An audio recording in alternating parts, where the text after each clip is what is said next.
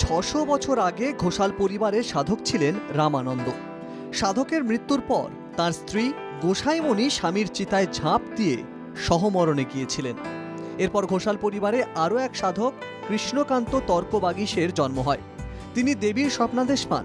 স্বপ্নাদেশে বলা হয় দেবী দুর্গা গোসাইমণির রূপ ধরে তাদের পরিবারে এসেছিলেন। ওই এলাকার বামুন পুকুরের পাড়ে রামানন্দের চিতার কাছে ঈশান কোণে একটি নথ ও নোয়া রয়েছে। সেগুলি নিয়ে এসে বাড়িতে মূর্তি তৈরি করে পূজা অর্চনা শুরু করতে বলেন। সেই থেকেই শুরু হয় এই ঘোষাল বাড়ির দুর্গাপুজো।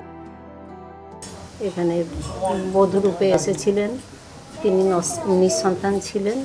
তারপর তেনার স্বামী যখন মারা যায় উনি গয়নাগাটি পরে ওই প্রদক্ষিণ করে স্বামীর চিতায় ঝাঁপ দিয়েছিলেন এবং স্বপ্নাদেশ পড়ে হয়েছিল যে আমার শবদাহ খুললে ওটা ওই যেখানে দাহ করা হয়েছিল সেই মাটি খুঁড়লে নথ এবং নোয়া পাওয়া যাবে।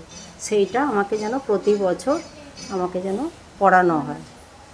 তো সেই হিসাবেই আমার কাছেই আছে সেগুলো। যে যত বড় মিস্ত্রি ঠাকুর করুক, নাকে নথ আর নোয়া না পড়ালে ঠাকুরের মুখকে কেউ ভালো মানাতে পারবে না। আমাদের বাড়ির পুজোর বিরাট ঐতিহ্য, একজন ঐতিহ্য আছে। এই যে আমরা এখানটা দাঁড়িয়ে আপনারা আছেন, এই জায়গাটায় একটা বছর বন্যা হয়েছিল। তখনকার দিনে কোপ হতো, জলেতে কি করে কোপ হবে। তখন আমাদের যে সাধক সে তখন ধ্যানে বসলো যে মা কি করে কোপ হবে এখানে। সঙ্গে সঙ্গে এই আমরা যেখানে দাঁড়িয়ে বক্তব্য রাখছি সেখানটা জলটা শুকিয়ে গেল, সেখানে তারপর কোপ হলো। এই সব আমাদের বাড়ির প্রচুর ইতিহাস আছে। ভালিয়ার ডাকাতরা একবার ঘিরেছিল, সব কেড়ে নিচ্ছিল। সেই কৃষ্ণকান্ত তর্কবাগীশ বলেছিল আমাকে একটাবার শুধু ধ্যানে বসতে দাও। ধ্যান করতেই আমাদের মা সেখানে যে খড়ি মাখানো সমেত দেখা দিয়েছিল।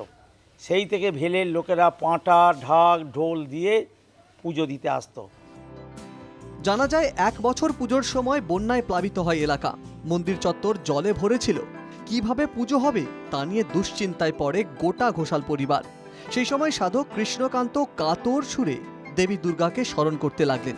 পরক্ষণেই সবাই হতবাক হয়ে যায়। মন্দির চত্বরের জল আচমকা শুকিয়ে যায়।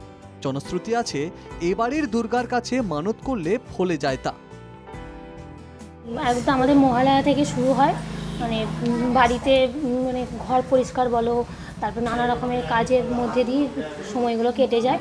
আর বাড়িতে সমস্ত মেয়ে জামাইরা আসে, বাড়িতে দূর দূর দূর থেকে অনেক মানুষ আসে, আমাদের আত্মীয়রা আসে, এসে সবাই মিলে আনন্দ করে হৈ হৈ করে কাটে। তারপরে পুজোর জোগাড় করতেই সব ভোগ রান্না সব করেই আমাদের সময়গুলো কেটে যায়। অষ্টমীতে মাছ ও ভাতের ভোগ দেওয়া হয় দেবীকে। আজও পরিবারের সদস্যরা প্রাচীন ঐতিহ্য ধরে রেখেই পুজো করেন।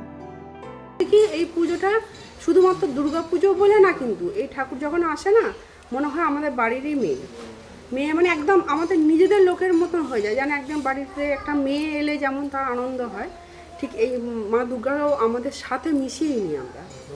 হ্যাঁ, একদম যখন বিজয়া হয় দশমীর দিনে, নবমীর দিন থেকে যখন হোম হয়ে গেল তখনই আমাদের মন খারাপ।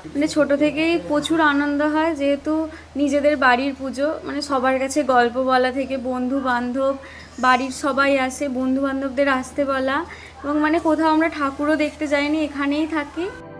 পরিবারের সদস্যরা কর্মসূত্রে অনেকে বাইরে থাকলেও পুজোর সময় সকলে মিলিত হন, মেতে ওঠেন উমার আরাধনায়।